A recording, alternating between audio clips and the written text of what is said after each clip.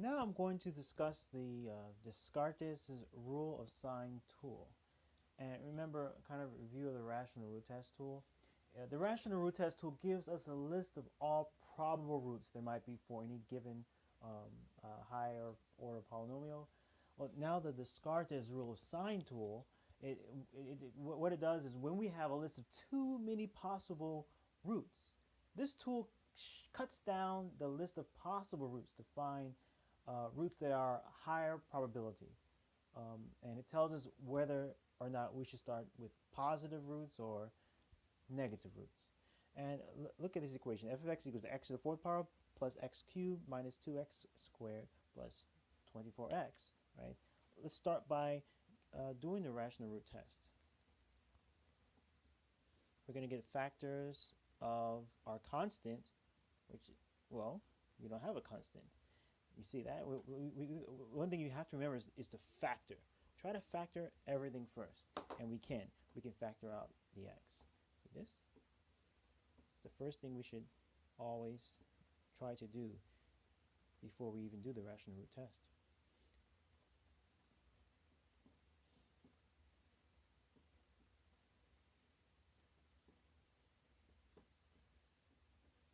Right?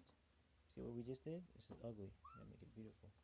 Actually, I know your handwriting is better than mine. So now we're going to just look at this thing inside here and perform the rational root test on what's inside the parentheses here. Okay? So now we're going to use the rational root test.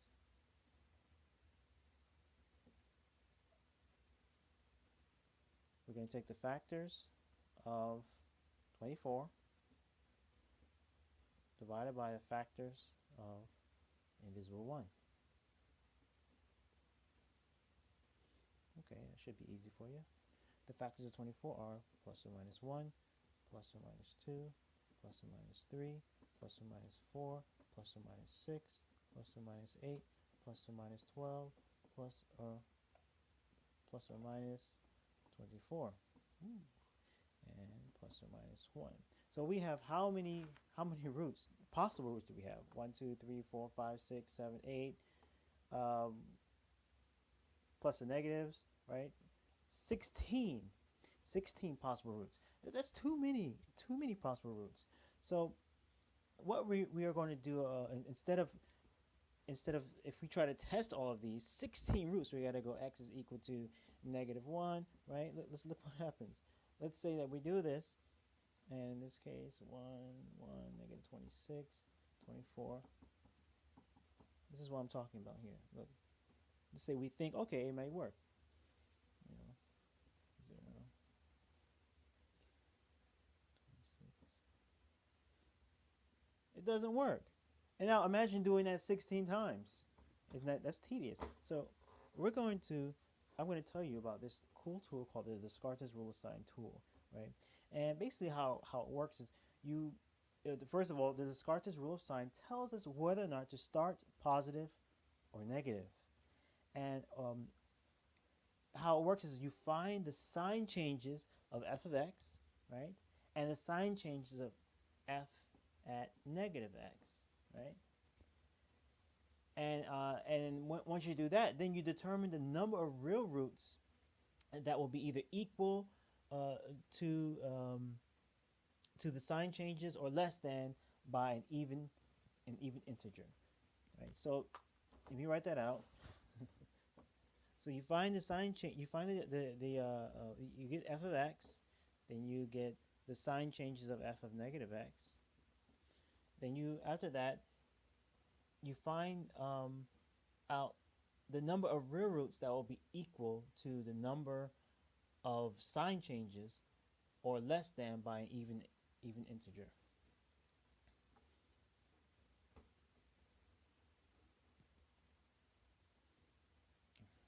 So first we're going to get f at x, and it's equal to x4 plus x3, 26x squared plus, oopsie, I made a mistake. Okay, we're going to use this one, right? Okay, x cubed plus x 2, 24.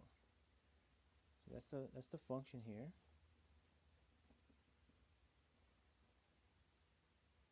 And we're going to get our signs and our number of sign changes, and then total, right, the total roots.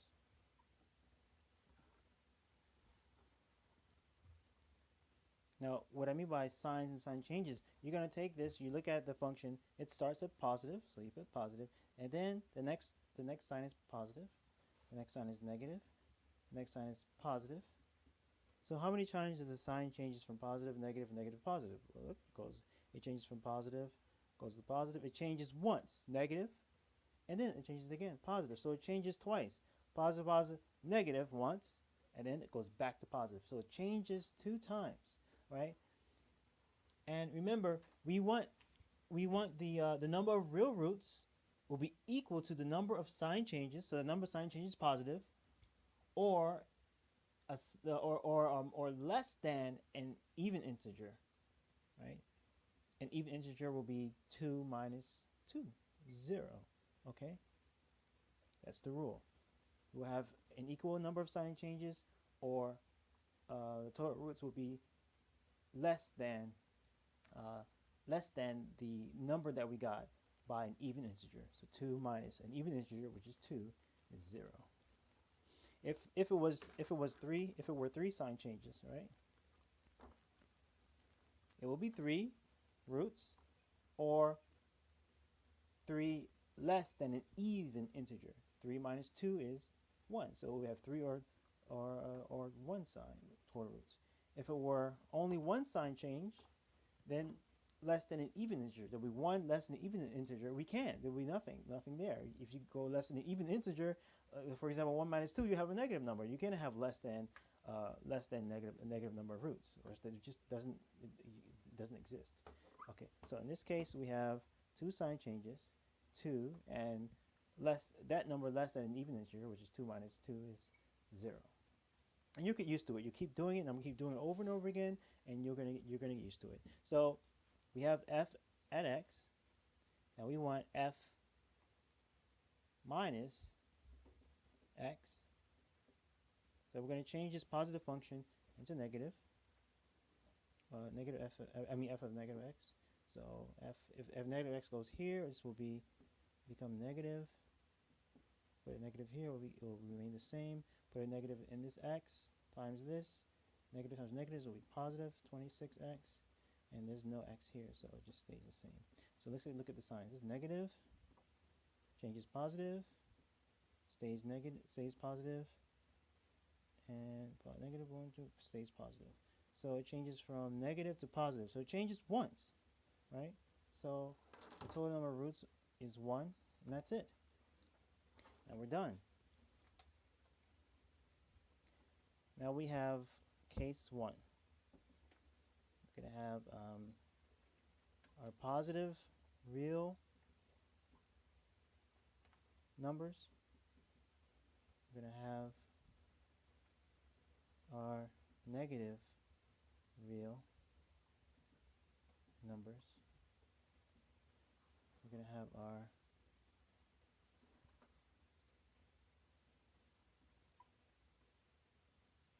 complex numbers.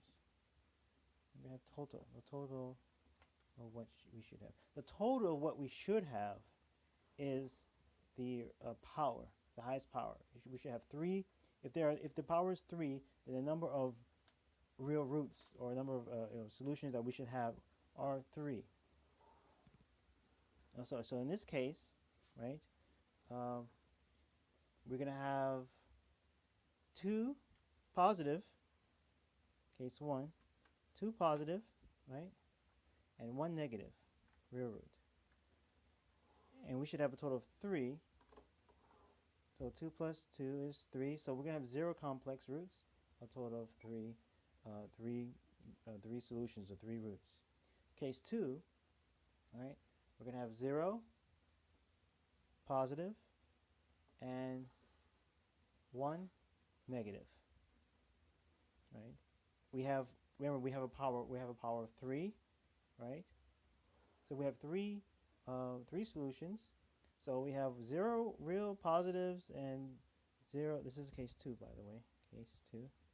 0 real positive and 1 real negative. So therefore there will be 2 complex roots. 2 plus 1 is a total of 3, right? That's the next step. Now if we look at the columns of positive real numbers and negative real numbers, look at this 0 here. Okay, because of, in this column, because of this number 0, there's a chance that no real positive roots exist because of this 0. So we're going to go with the column where we are guaranteed real roots exist. And in this column, the negative column, the real numbers are guaranteed to exist. Okay, so we're going to go with the negative ones and we're going to ignore the positive ones. So this is how the Descartes rule shaves down all of these numbers here. You see positive, negative numbers? We're just going to look at the negative numbers. So let's get rid of this. Get another board here. Let's get rid of these positive numbers and let's look at only the negative numbers.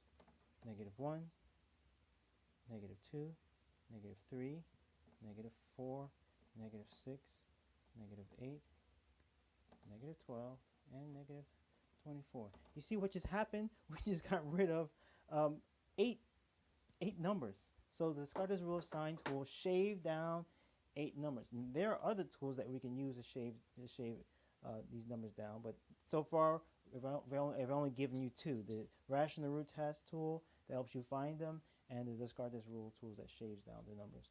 Okay, we're going to test for negative 1. Well, we did for negative 1 already, it didn't work. So let's try something else like negative 4. Test for equals to negative 4.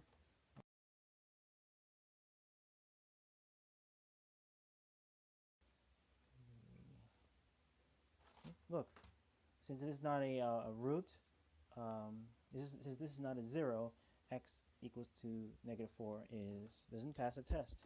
It's not an x-intercept. Let's try the next one. Let's try 6. Okay, let's test for x is equal to negative 6. Maybe we'll get lucky. This is going to be 4. 4 times negative 6 is negative 24. Aha! Aha! Look at this. Because our remainder is 0, x equals to negative 6 is an x-intercept, or is a root. So it passes. Okay. And remember our shortcut, right? Once we get this number, we're going to apply the shortcut method, right? So I'm going to erase this top here. We know that x, one of our roots, is 6. We have, before we had this equation here. Well, it's right here. There you go. Look at it. See that? So what we're going to do here is take our answer here. This is our q at x. This is our r at x. This whole thing here, 24, is our f at x. Okay, this here is our d at x. Okay, so we're going to take our answer here. Look at the highest power. It is 3 inside the parentheses we're dealing with. And so our answer would be power of 2. So we're going to have x plus 6, and then x power of 2 minus 5x plus 4. Okay.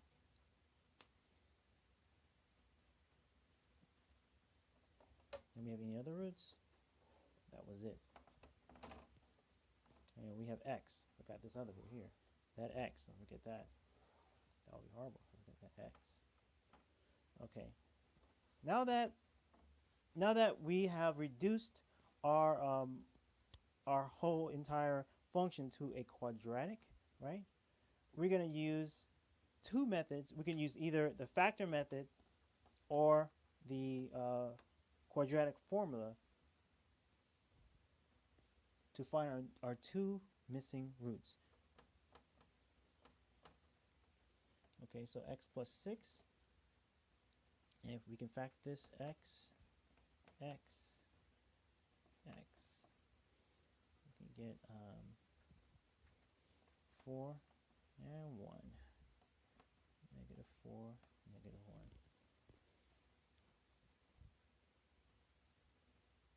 X is equal to negative 6. X is equal to positive 4.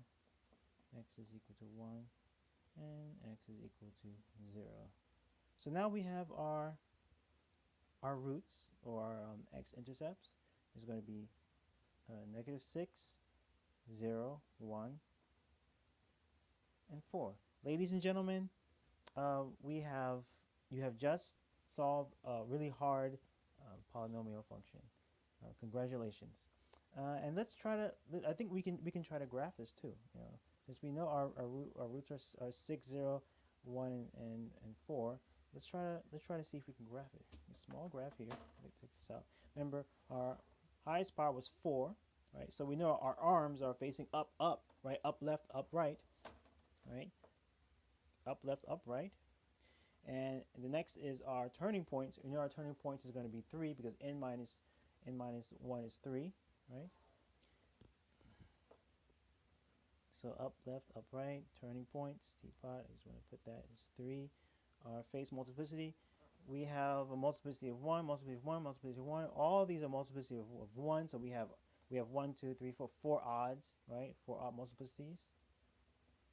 And we're going to draw our thing here. Negative. This is going to be negative 6. This is going to be 0.